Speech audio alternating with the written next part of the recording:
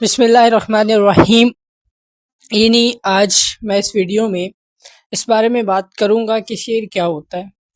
شعر جو ہے وہ اس میں مذکر ہے، جس کے لفظی مطلب جو ہے وہ دریافت کرنا، کھوج لگانا، تخلیق کرنا، شعر وغیرہ کے ہیں۔ اس کے بعد شعر کہتے کسے ہیں یا شعر کی شرائط کیا ہے۔ شعر ایک ایسا موضوع کلام ہوتا ہے جو قصداً کہا جائے اور اس کا کوئی نہ کوئی معنی جو ہے وہ رکھتا ہو، کوئی اس کا مفہوم نکلتا ہو۔ اگر اس کو میں سمپل الفاظ میں یہ کہوں کہ یعنی ہر شعر جو ہوتا ہے وہ کسی نہ کسی بحر میں ہوتا ہے۔ بحر کیا ہے، اس کو ہم جو ہے وہ آئندہ آنے والے ویڈیوز میں جو ہے وہ دیکھیں گے۔